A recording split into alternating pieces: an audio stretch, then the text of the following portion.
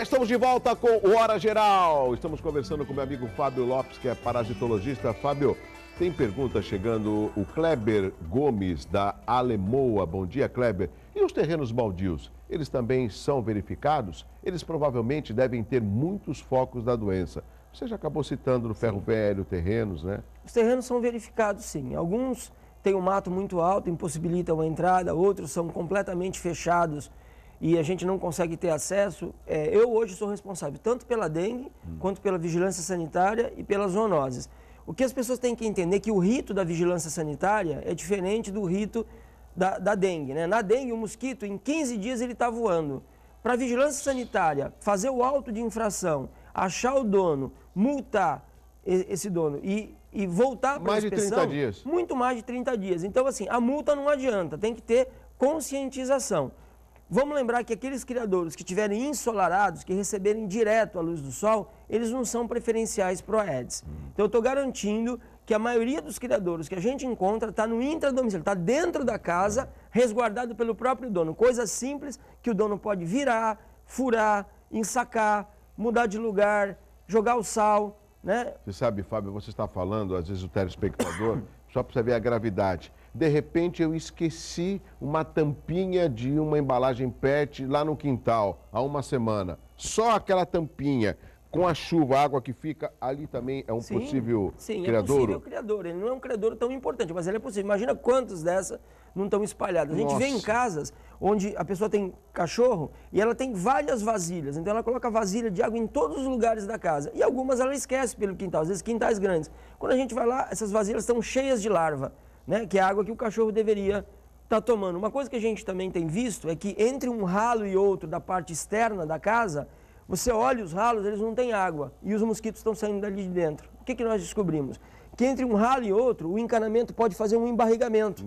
E ali dentro tem água. A fêmea já descobriu, ela entra, faz a postura ali naquele meio do cano e sai. E a gente não consegue detectar aquilo. Então ela está se adaptando cada vez mais a criadouros que são difíceis da gente perceber, porque ela está fazendo uma contrapartida ao nosso controle. Se a gente vira as coisas, né, emborca as coisas, fura as coisas, dificulta a postura dela, ela também é muito seletiva em procurar locais cada vez mais difíceis de ter intervenção humana. Tem mais perguntas, mas rapidamente quero falar dois temas, porque o Fábio explica muito bem. Eu não tenho visto com tanta frequência como eu vi no passado aqueles caramujos, tem um nome, né? Caramujo chama acatina fúlica. Eles são maiores, né? Sim, são africanos. Inclusive na época falavam até que eles poderiam transmitir a meningite. Tem procedência isso? Tem. Foi o meu trabalho de conclusão de curso da primeira universidade foi sobre esses animais. Eu macerei 453 animais e a gente achou o verme transmissor da doença em São Vicente mesmo. Chama angiostrongilíase meningoencefálica eosinofílica, o nome da doença. É uma doença estranha. A gente também tem angiostrongilíase abdominal aqui no Brasil. Da onde que surgem esses caramujos? Vem da África? Vieram da África. Através do Porto? Não, entraram por Peruíbe e pelo Rio de Janeiro para a criação de escargot. E aí... Escargot é caro na França, o brasileiro, que lá é um outro gênero, lá é o Helix aspersa. No Brasil a gente não tem tradição de comer molusco, acabou soltando esses animais na natureza, eles já chegaram próximos à Amazônia, eles já estão tomando o Brasil inteiro. Eles são dispersos através de terra de jardinagem. É licenciado em um determinado local, essa terra é retirada, ensacada com os ovos, elas vão para outro lugar, quando chega em outro lugar tem as condições de umidade e temperatura, ele eclode em outro lugar. Agora, como exterminar se eu tenho na minha casa esses caramujos? É só pegar com um saco plástico, pisar, jogar um sal, jogar uma cândida? Nunca jogar sal em cima do animal direto, porque contamina o ambiente. O que é o ideal? Se o indivíduo tem um terreno muito grande, para ele não ficar fazendo uma catação, ele põe um pouquinho de legume ou de verdura num cantinho que vai atrair todos eles. Com um saquinho na mão, ele pega esses animais, mergulha eles num balde de água, para cada litro de água, 3 colheres de sal. Esse animal vai ficar mergulhado lá por umas 2 ou 3 horas, ele morre, aí essa água é escoada, normalmente no ralo, e esses animais vão para o saco de lixo. Se o animal for pego vivo e jogado no saco de lixo, ele come o lixo, o saco e sai. Ele consegue permanecer enterrado por várias horas e ele baixa o batimento cardíaco da válvula do coração dele a 1 batimento por minuto. Ele consegue hibernar quando as condições não estão propícias, ele fecha a entrada da concha com carbonato de cálcio, chamado de opérculo, e fica ali até as condições ficarem propícias para ele. Cara, olha só. É um animal muito bem adaptado. Agora, outro bem adaptado e que a informação que eu tenho é que ele vive aí séculos e séculos é a barata, né? Sim. A gente tem cada vez mais o aumento do número desses insetos pela incapacidade que a gente tem de gerenciar o nosso resíduo. Ela está diretamente ligada àquilo que é sobra para a gente. Ou seja, aquilo que nós consumimos e descartamos após ser consumido. A barata é uma generalista, né? Ela se alimenta de todas as coisas que o homem se alimenta e de muitas coisas. Ela come sabão, cabelo, fezes, cadáver, resto de alimento, qualquer matéria orgânica ela se alimenta em relação a isso. Eu tenho visto infestações de baratas assim muito grandes por conta de excesso de lixo em alguns locais. A gente está com um grande problema, que eu acredito que os outros municípios tenham, é de acumuladores.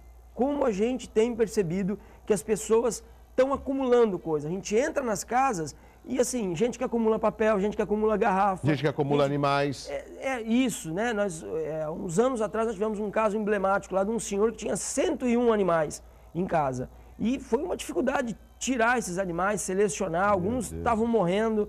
E ele não tinha jeito, ele e a esposa viam os animais na rua, traziam para casa todos os dias. As condições de saúde dos dois também não eram boas, né? Porque eles dividiam praticamente o alimento com os cães. E aí tinha roedores na casa, tinha pato.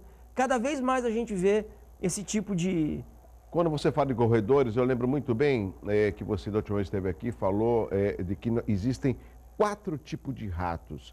E o que me preocupa é que existe um dado, que não é tão preciso, Fábio, que na cidade de Santos, que tem 440 mil habitantes, por exemplo, existe uma estimativa de 3 a 4 ratos por habitante. Procede mais ou menos essa estatística? Olha, assim, são estatísticas, né? Eu acho que esse número até está diminuído. A gente tem muitos roedores. A estratégia de reprodução desses animais, ela é muito rápida e muito eficiente, né?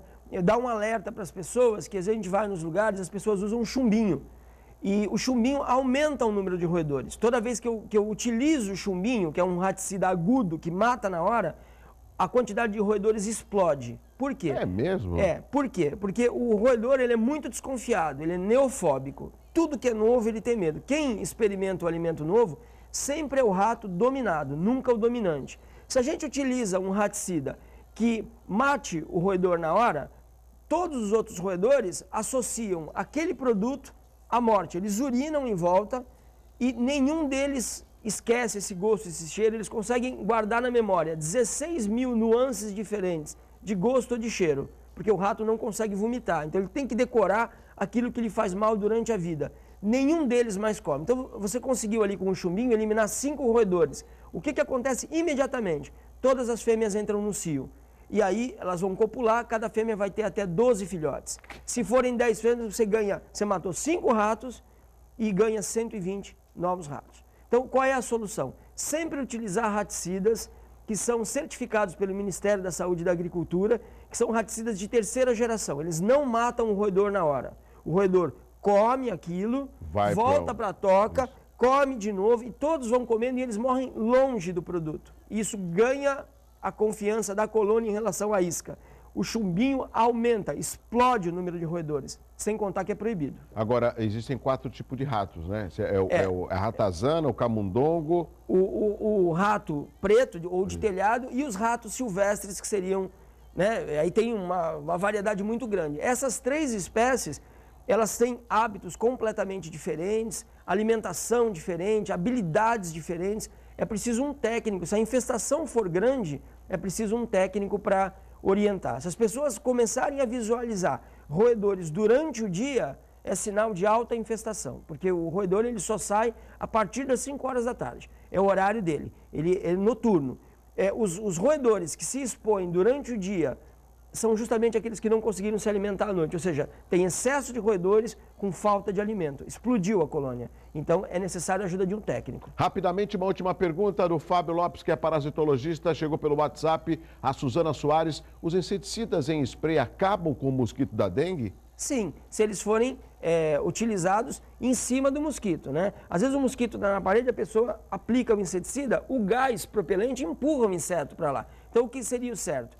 Abana, o inseto voa e no voo eu faço uma cortina em volta dele, porque é o batimento da asa que atrai a gota para ele. Agora, esses inseticidas não têm efeito residual, eles servem se eu aplicar em cima do mosquito. Não adianta eu fazer isso que... Como se fosse um bom ar, por exemplo. Não, esquece que isso aí não garante nada. Meu amigo Fábio, estamos chegando no final do Hora Geral, é muito bom recebê-lo aqui, as suas informações, a forma com que você transmite informação aos nossos telespectadores. Eu vou deixar 1 minuto para que você, nas suas considerações finais, faça um alerta à população da nossa região metropolitana. Fique à vontade. Bom, em primeiro lugar, agradeço a oportunidade de ter vindo aqui. Isso é muito importante para a gente, para divulgar. Pedir para que a população abra as casas, receba o agente, acompanhe o agente durante a visita, né? Fique ciente de que todas as orientações que o agente passar para o morador, Sim, elas têm que ser tomadas diariamente, semanalmente, até a próxima visita. E, por favor, não aceitem a visita do agente da porta. Não existe visita onde o agente bate a palma e pergunta, tá tudo bem aí com o vasinho e tal?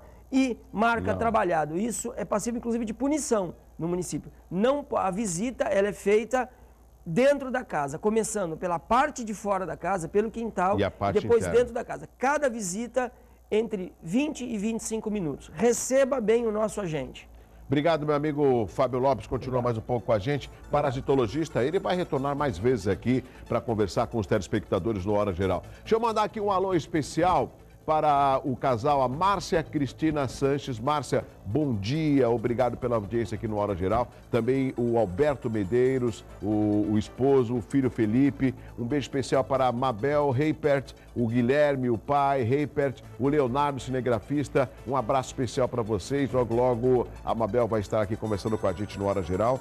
Um abraço ao casal, a Célia Lúcia e o meu amigo Paulo Ricardo, lá do restaurante J. Garcia, na Ponta da Praia. Eles que não perdem por nada a Hora Geral. E parabéns para a Fátima de Azevedo, Rafael Wesley, Roberto Ferreira, a Delanha Amaral, jornalista, Daiane Miyake, o Rogério Vassão, a Keila Queiroz, Carmen Lúcia Esperandel, o Antônio Virgílio Moura e a Rosana Oliveira. E se você completa mais um ano de vida, parabéns, felicidade, saúde, um abraço assim, ó. Um abraço bem forte para você, uma excelente quarta-feira. A gente está de volta amanhã às 7 com o Hora Geral. Tchau!